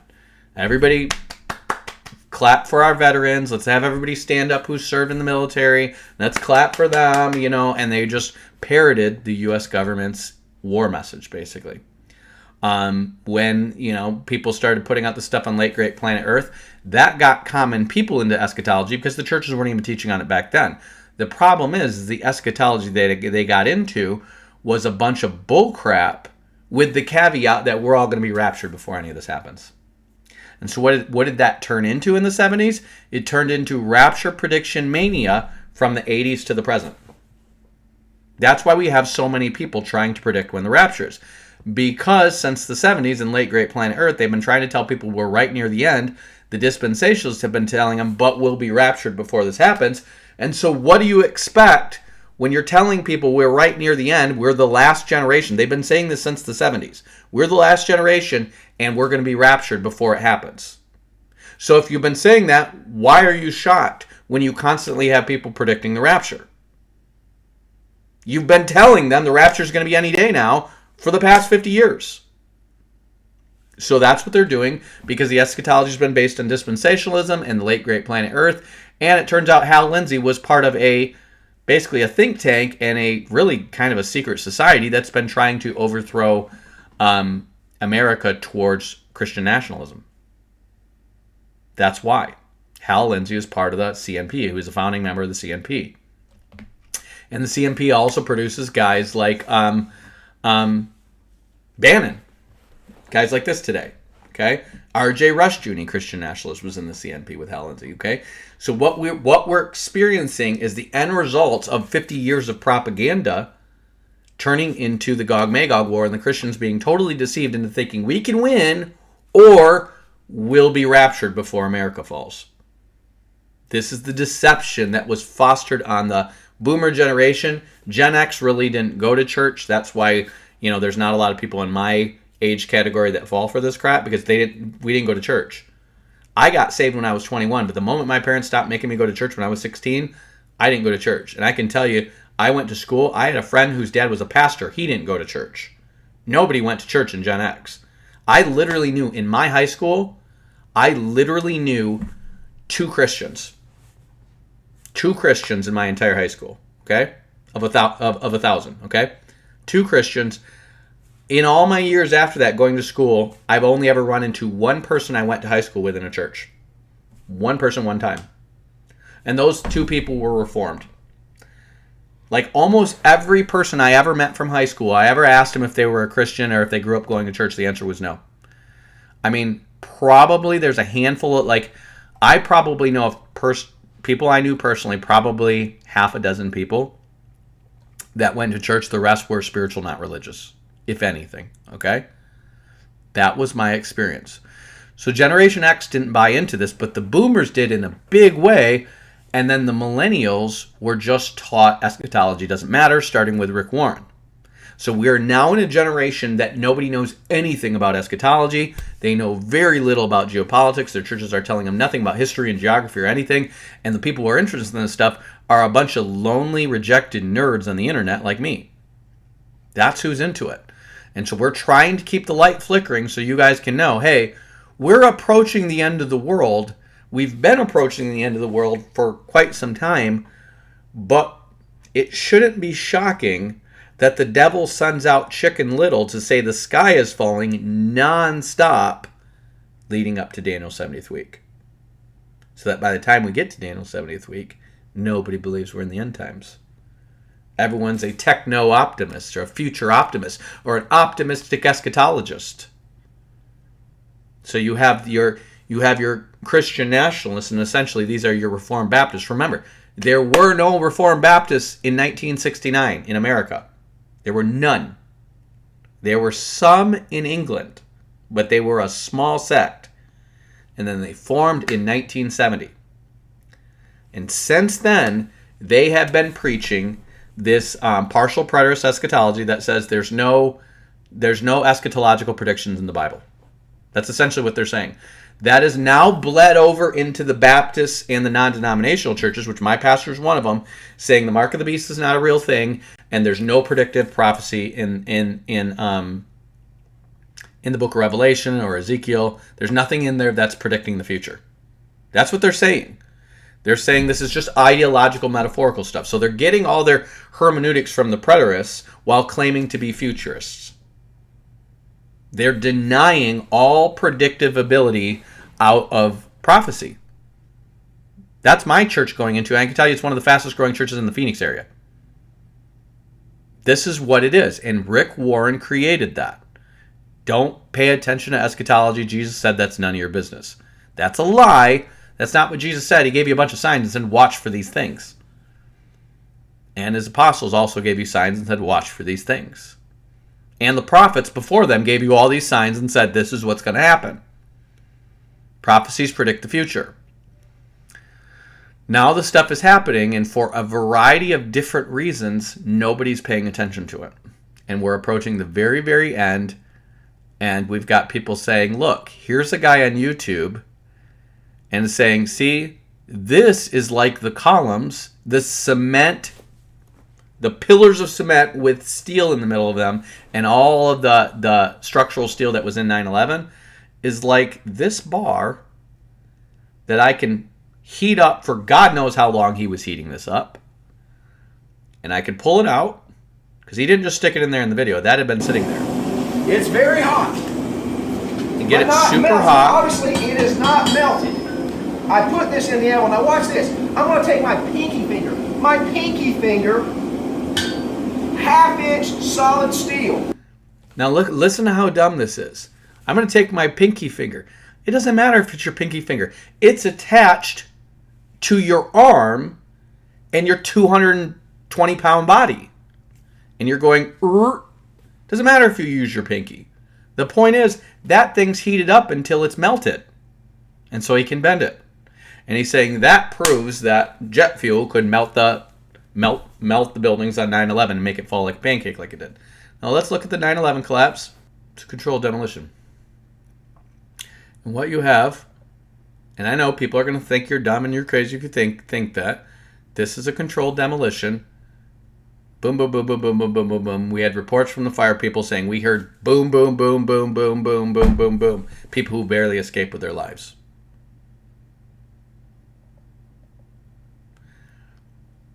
And what you had is 2 World Trade Centers going down and a 1 World Trade Center going up in its place. Why? What are they announcing? They're announcing the end of the 2 World Order, which was the Cold War, and the beginning of the 1 World Order, which is the rising of the one world government. And ever since then, we have been in never-ending wars to make it happen. Trump says he's here to end never-ending wars. Well, then why are we getting another one in Iran? Because World War III is the supposed war to end all wars. Well, the last war to end all wars was not World War II, it was World War I. And World War I was this war that cost millions and millions of people. They literally were doing most of the fighting over a few yards in France, just non-stop trench warfare with gas and machine guns until 20 million people were dead. And then at the end of it, they're like, let's call a truce.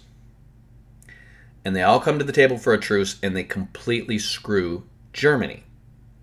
They completely screw Germany. The Austrian Empire is dissolved. Russia backs out of the war and becomes the Soviet Union. And Turkey is dissolved. So they called a truce, but when they all came to the table, what it ended up being was the West won. 3 kings were plucked up. The Austrian Empire is gone, the Turkish Empire is gone, and Germany is dissolved. Like, here's Germany after World War I.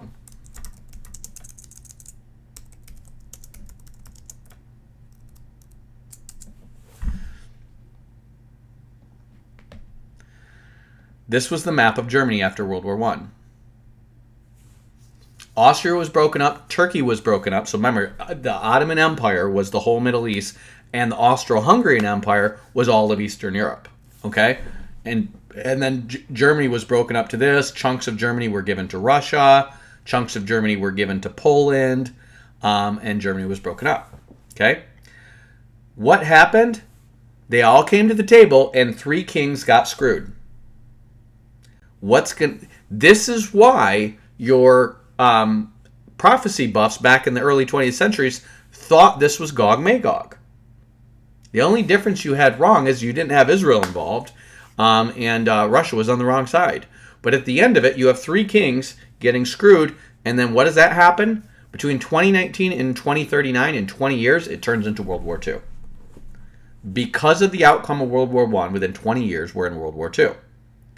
And it's within 10 years the Nazis rise to power after this happens.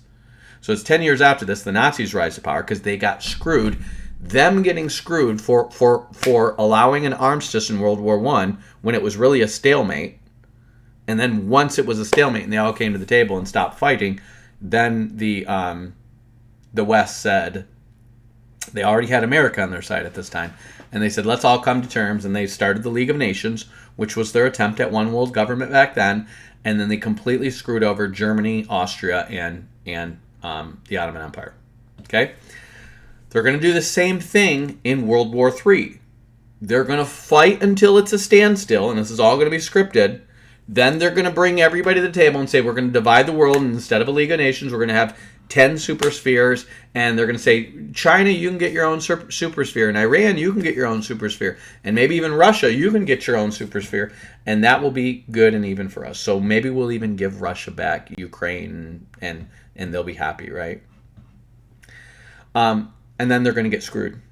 Then when the final deal is wrought, they're going to get screwed, and that is going to lead to World War IV, which is ultimately the Battle of Armageddon. It's going to be exactly like World War I and World War II, recapitulated as Gog Magog in the Battle of Armageddon. Only worse, because this time, according to the Bible, half the earth is going to be dead. Over half the earth is going to be dead by the time they get there. 4 billion people. You're going to have starvation. You're going to have corrupt governments. It's just going to get worse and more and more and more evil until Christ says if he didn't come back, no flesh on earth would be saved.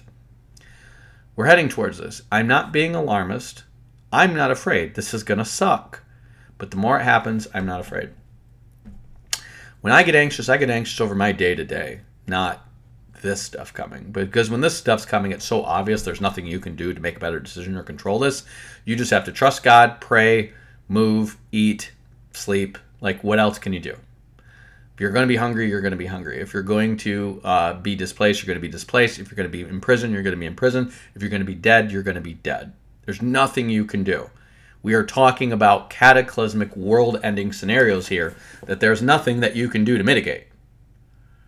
In fact, I told you about a guy that I knew who knew, his family knew Ted Turner, and he said once World War III starts, he's going to be in a bunker in Canada. I haven't seen him in a while. I knew another guy who told me once World War III is coming, he was going to retire and move to Montana. That was the guy who spent all the years in the intelligence community, and he retired when Russia invaded Ukraine. We are in World War III. It just hasn't fully escalated to the primary major powers fighting each other directly, but it's almost there. France and Russia are almost fighting in Ukraine. They've been countering each other in Africa, so they're fighting through proxies, but they're fighting directly. And now you've got North Koreans in Ukraine, you've got Chinese in Ukraine. We know that for a certainty. Soon you're going to have Chinese and North Koreans and probably Taliban as contingents in Iran. And their first operation is not going to be, let's go attack Israel. It's going to be, let's take Iraq. Kick the Americans, run the Americans out of Iraq, and take that. And meanwhile, we're pulling troops out of Iraq in preparation for this war that's coming. So look for Iraq being taken next. Don't be surprised if you have some kind of unification going on between Afghanistan, Pakistan, and Iran coming in the next 5 years, or a collaboration or an alliance or something like that. Look for the Shanghai Cooperation Organization going into mutual defense. Because they don't have a mutual defense pact in the SCO right now, but look for that. We're heading towards the end of the world, folks. Hold on to your butts and just keep staying in the Word. And remember, the gospel is still going to be preached up until, I believe, throughout the Gentiles, up until North Korea is knocked out and it's spread in North Korea. We need to see a major revival in North Korea. We're already having the gospel going forward in Iran and Saudi Arabia and Indonesia and China and Afghanistan, all these places. The gospel is spreading.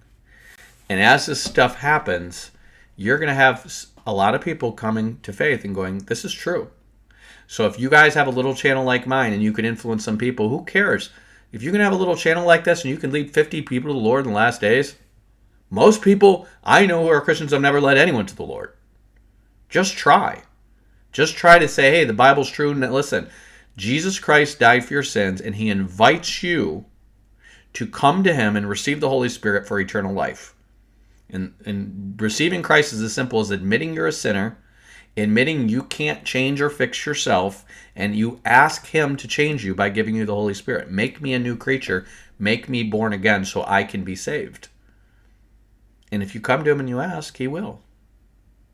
You might not like the process. But if you understand this is about heaven or hell, eternal life, it's worth the discomfort of the process. Ask God to save you. Ask him in Jesus' name, I believe that your son died and rose from the dead. Send your spirit to make me a new creature and save me from my sin. Acknowledge that you have sinned. You are a sinner and you can't change on your own, and ask him to save you. And he is faithful to do that. He knows you can't change yourself. That's the whole point of the Old Testament, is to show you that. So that the New Testament can come along and he does the work of saving you. And you still have to try, and you still have to fight against the power of sin, but he's helping you do it. He's providing the power for you to do it. He's helping you.